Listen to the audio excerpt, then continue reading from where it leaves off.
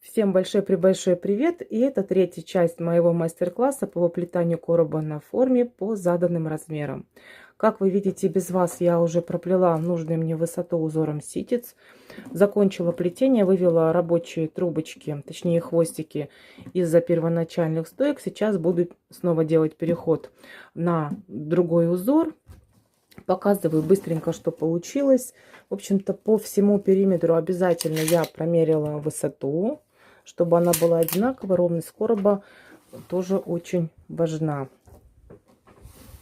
И сейчас быстренько остановлюсь на моменте, как рассчитать необходимое количество рядов, чтобы получить нужный размер по высоте. Смотрите, высота моего короба должна составлять в итоге 33 сантиметра. Я всегда знаю, что на крышку уходит толщина ровно в сантиметр, то есть сам короб у меня должен быть высотой в 32 сантиметра.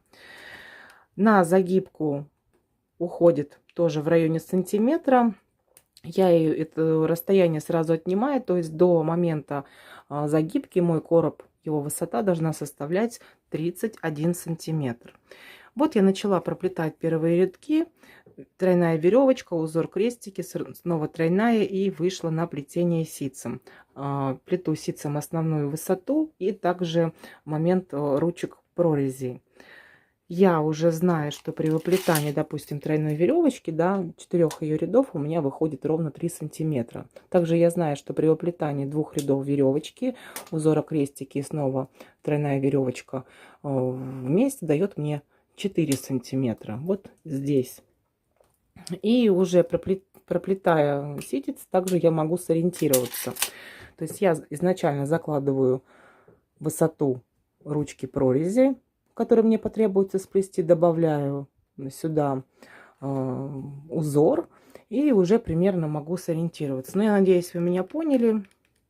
Поэтому при выплетании вашего короба вы можете сами контролировать высоту вашего изделия, учитывая размеры проплетенных рядов. Не забывайте, что толщина трубочки может у вас быть разная, и тогда по высоте также узор плетения будет разниться. Переход от плетения ситца в 4 трубочки на тройную веревочку осуществляется очень просто. Донарастила из-за 3 стоек 3 рабочие трубочки. 4-й хвостик просто оставляю в свободном положении. Проплетаю через 2 за третью, через 2 за третью. Далее я при выплетании следующих рядов этот хвостик просто аккуратно подрежу, и он скроется в плетении. Если вдруг вы плели узор ситец не 4 рабочими трубочками, а всего лишь 2, то просто дополнительно подставляйте рабочую трубочку либо за стойку, да, в плетение методом подклейки, либо, как я показывала ранее в прошлой части, слева от стойки вводите рабочую трубочку и выводите ее наружу. Проплела без вас комбинацию узоров, которую я показывала в прошлой части видео, не стала повторяться. В общем, сейчас я заканчиваю плетение второго ряда веревочки из 3, и мне нужно совсем закрыть это плетение, потому что дальше я буду выплетать укороченными рядами ручки прорези.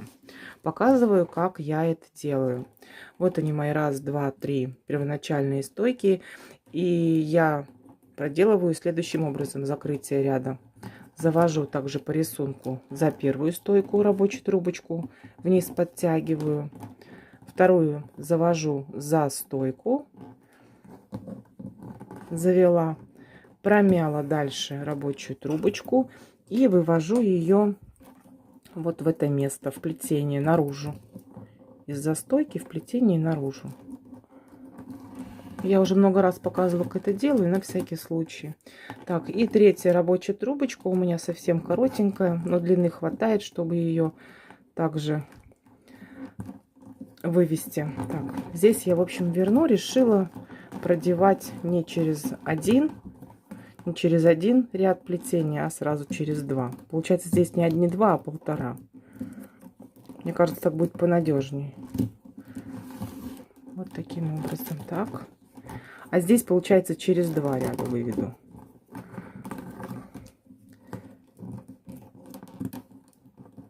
Раз. Хвостики подтягиваю, стойку придерживаю и подтягиваю чуть-чуть плетение. сделаю его поплотнее. Всё здесь выравниваю. Все, хвостики эти сразу же можно подрезать. Аккуратно вдоль плетения. Чик-чик. И вот этот вот хвостик, который я вам говорила, его можно следующим образом, в общем-то, либо подрезать, либо завести в плетение. Сейчас я попробую завести. Он, правда, высох уже. В общем, как-то аккуратненько его туда вдеть. Нет, не очень получается, но можно подклеить. В общем, либо его подрезать, либо попробовать спрятать в плетение. Я его оставлю спрятанным.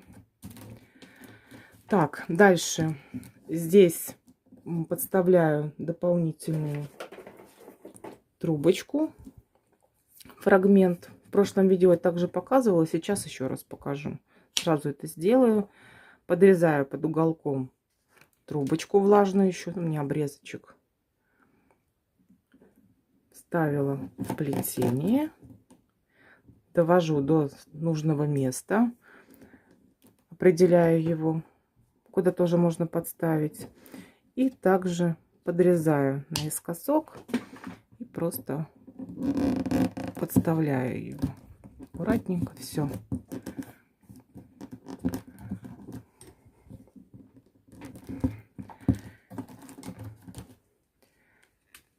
Также еще раз просматриваю, чтобы у меня промеряю при помощи рулетки, чтобы высота по всему периметру была одинакова.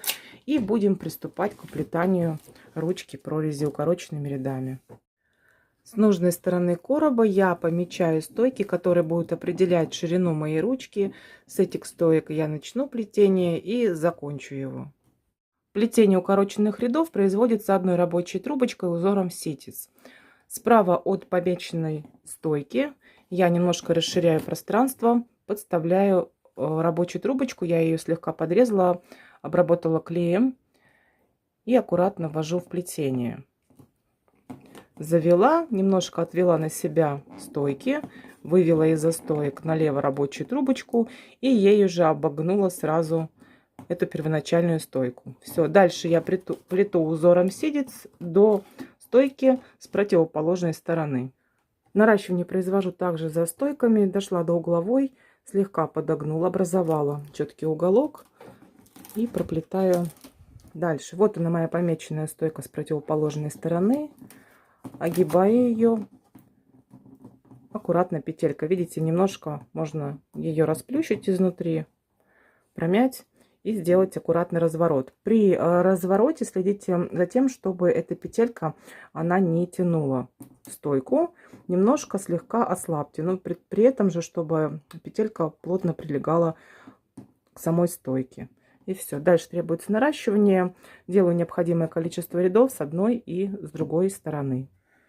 Делаю последний шестой виток на той стойке, с которой начинала плетение ручки, разворачиваю и доплетаю до обратной стороны.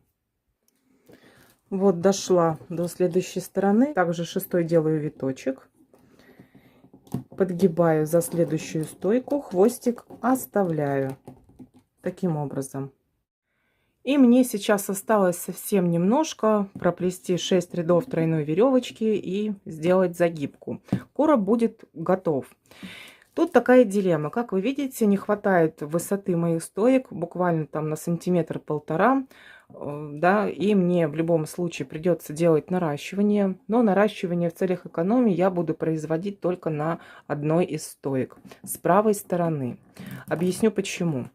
Я знаю, что левую стойку также можно, допустим, нарастить из обрезков трубочек, да, и там можно, допустим, где-то ее подрезать. Образуется небольшое отверстие со стороны скрутки, и обрезанным кончиком на клей можно нарастить. Также я знаю, что при помощи зубочисток некоторые производят наращивание. Да, это правильно. То есть вставляется зубочистка вот в этот кончик на скрутку и с другой стороны и наращивается. Можно при выплетании подставить дополнительные стойки вот таким образом. Да, скрутка к скрутке и выплетать тоже как вариант. Я же не буду этого делать, просто наращиваю стойки, проплету нужную мне высоту, затем при загибке, когда я буду ее делать, моя загибка, она универсальная, то есть плетется, и затем какой-то кончик, остаточек трубочки на загибке я ввожу в плетение. То есть этот кончик будет служить продолжением вот этой стойки. Ну, будет фиксировать, также плетение сделает ребро жесткости более устойчивый. Также наращивание можно производить и заранее, допустим, в тех местах, где у нас приплетена тройная веревочка, вот 2 ряда в этом месте или в этом месте, для того, чтобы скрыть места стыковки. Обычно также для этих моментов я использую короткие трубочки, накрученные из поперечной бумаги. Сейчас у меня таковых не имеется в наличии, к сожалению, поэтому я буду поступать именно вот тем способом, который вам озвучила. Ну, а вы сами смотрите, как вам более удобно, так и поступайте. Срезать трубочки, точнее стойки, я буду, повторюсь, наращивать с правой стороны. До плетения делаю срез, как обычно при наращивании. На тех стойках, которые идут у меня ручки прорези, я подставляю линейку, чтобы сориентироваться. И немножко не доходя этой линейки, также делаю срез. Почему немножко не дохожу? Трубочка при наращивании, она просядет, и этот момент может быть виден на самой ручке. Ну и все, сейчас я эту манипуляцию произведу и встретимся с вами снова. После наращивания стоек по всему периметру мне нужно ввести 3 рабочие трубочки для дальнейшего плетения. Делать буду это методом подклейки. Концы у трубочек я слегка размягчила и проклеила, прокапала клеем. Выбираю самые оптимальные места за стойкой и в плетении. Ввожу, чтобы это аккуратно выглядело с изнаночной и лицевой стороны. Излишки клея сразу убираю при необходимости. За стойкой, которая посередине, поглубже ввожу рабочую трубочку, чтобы попасть в ряд плетения. Аккуратно так подставила и вывела. Далее я проплету 6 рядов тройной веревочки, как и говорила, и встретимся с вами сразу перед загибкой. При оплетании стоек в местах ручек прорези дополнительную фиксацию я не использую. Доплела 6-й ряд и сейчас буду закрывать плетение. Вот они мои стойки, 1, 2, 3 первоначальные. Сначала буду заводить за первую, также по рисунку. Довожу до стойки, подгибаю, проминаю рабочую трубочку, сплющиваю немножко и вывожу из застойки наружу в плетение. Слегка подтягиваю. Так, здесь 1,5. Раз.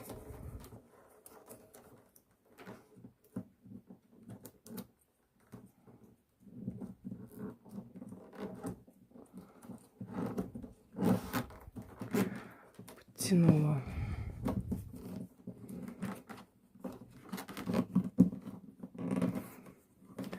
Пока я плела, стойки мои высохли.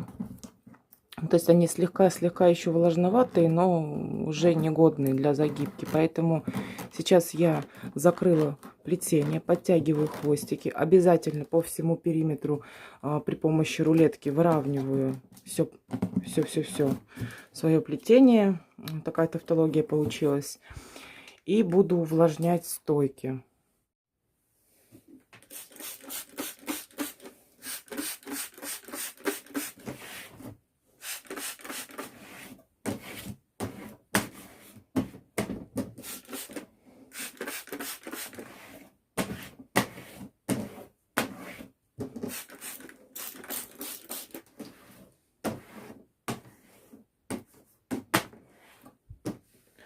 Увлажнила стойки при помощи пульверизатора, накрыла все пакетом и подожду некоторое время, потом пакет открою минут через 15-20.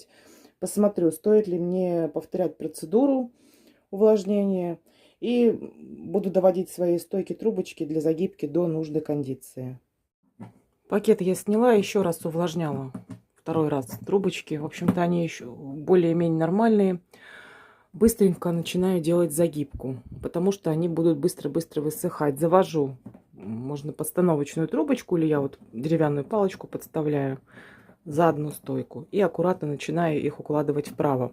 Мастер-класс по данной загибке у меня есть отдельный, ссылочку я обязательно оставлю в описании. Сейчас вам наглядно покажу, как вообще все это выглядит. Это процесс работы, он трудоемкий. Так, здесь у меня 2 стойки я наращивала специально. Подрезаю, угловую оставляю. Давайте покажу поближе. Самую угловую правую отрезаю аккуратно. Так. Укладываю прямо у основания. Давлю на трубочку, укладываю ее до угловой. Так. Теперь немножко угловую наклоняю прямо от, получается, угла формы на себя. Здесь фиксирую уложенной уже трубочкой и направо за следующую стойку. Зафиксировала четко уголок, быстренько разворачиваю. Ну и поехали дальше. Здесь ничего сложного нет абсолютно. Вот смотрите, я фиксирую, укладываю, эту отодвигаю следующую на себя, укладываю за нее и помогаю ей ровненько уложиться. Сильно не давлю на нее, просто плотненько, аккуратно, с минимальным давлением. Здесь, видите, еще капельки воды остались, и верхние рядочки тоже увлажненные. Кстати, пока я вот завожу все стойки, хотела вам сказать, есть еще такой способ, да, я знаю, те, кто пользуется обработкой трубочек лак плюс вода, то они становятся деревянные. И некоторые шприцом, при помощи шприца и иглы в трубочку вовнутрь, да, впрыскивают воду.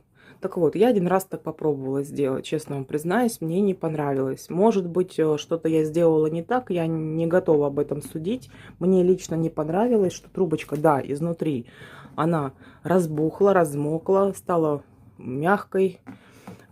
Через какое-то время я тоже пакетом прикрывала, выжидала, и трубочки просто отваливались у меня.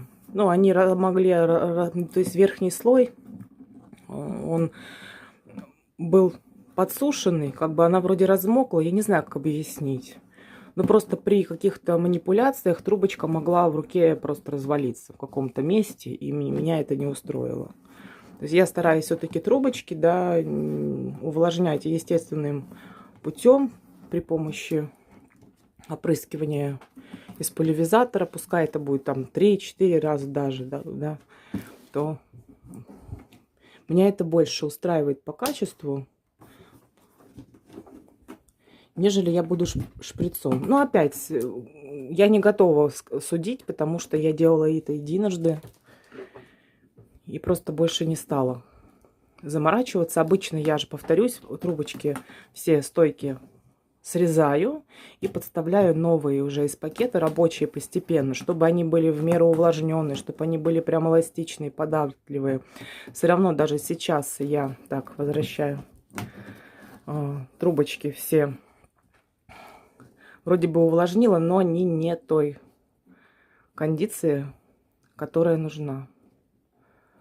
Так. Немножко подогнул. Ничего страшного. Что-то быстренько по периметру все укладываю.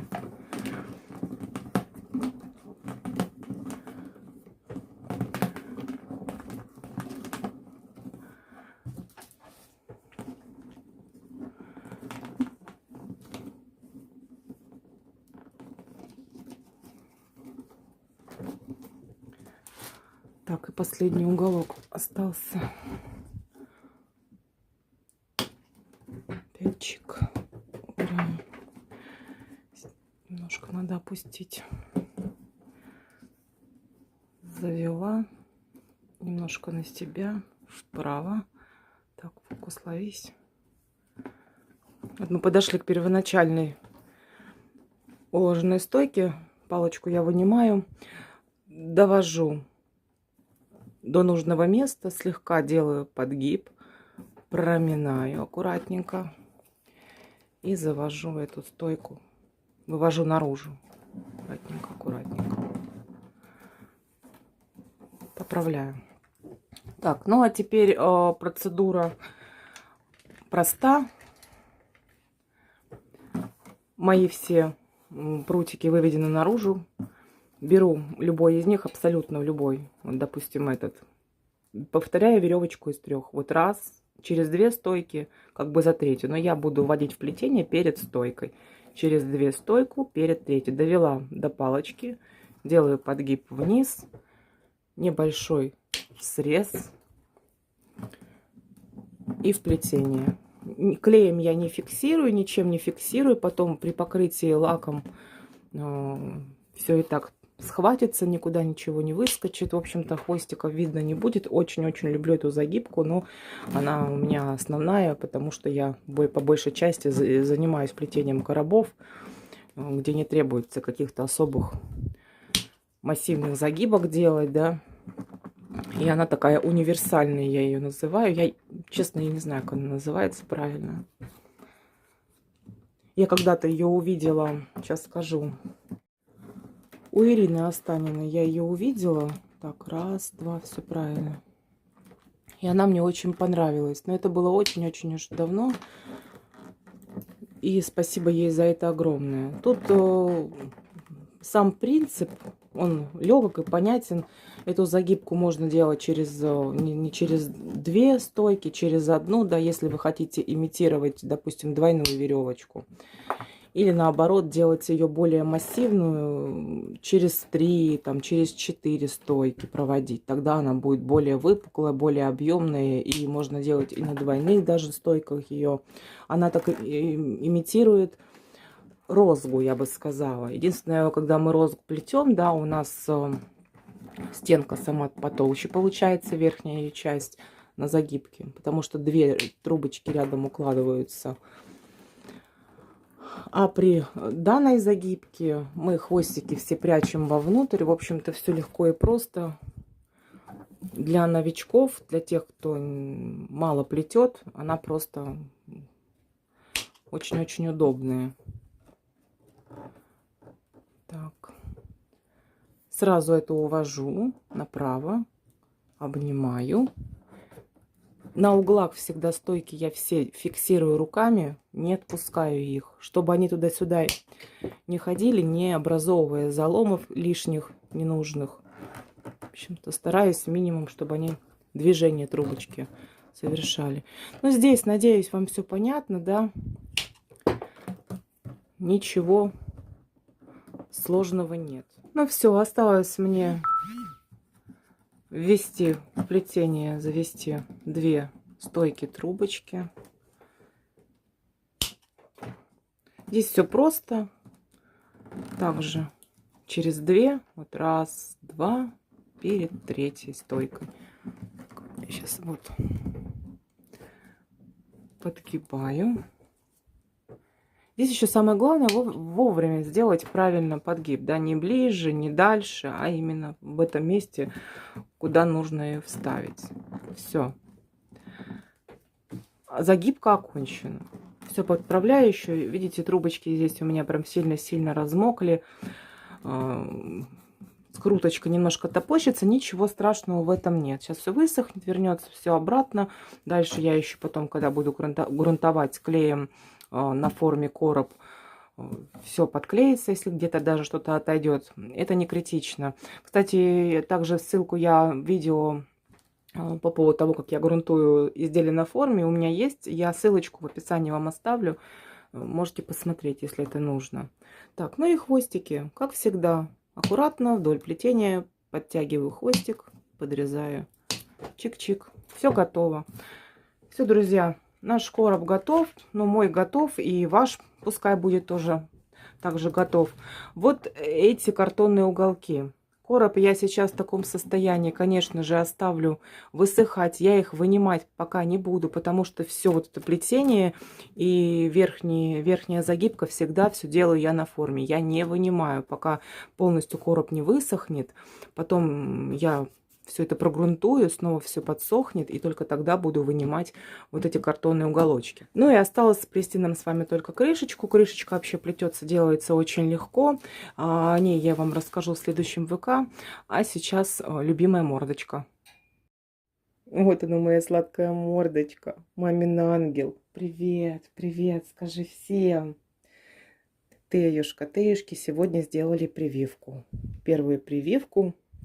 Он у нас по приезду приболел даже немножко, у него была чумка в легкой форме.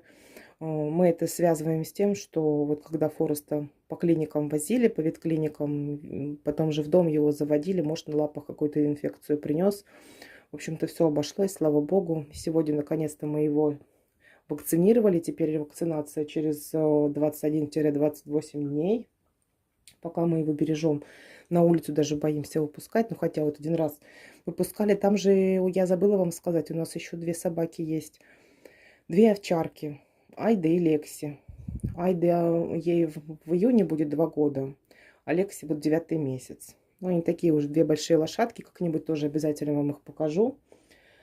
Вот. А по поводу ваших комментариев еще хотела сказать. Спасибо вам большое. Мы нашли с Теем большой отклик в ваших комментариях. Нам было приятно. Я каждый раз чмокала его и передавала приветы. Говорят, ты всем понравился. Некоторые комментарии меня расстроили, потому что ну, чудовищные вещи происходят. Допустим, да, там писали, что собаку украли, взрослую уже. Я не понимаю, как вот можно подъехать или подойти и забрать чужую собаку. Это невообразимая жестокость. Даже я не знаю, как это объяснить. В общем, я очень сильно вам сочувствую. И спасибо, что вы берете других животных, заводите, не боитесь. Не отчаивайтесь. Вот буквально последний комментарий. Девушка, женщина мне писала, что питомец семьи очень сильно болен и уже готовится к самому худшему.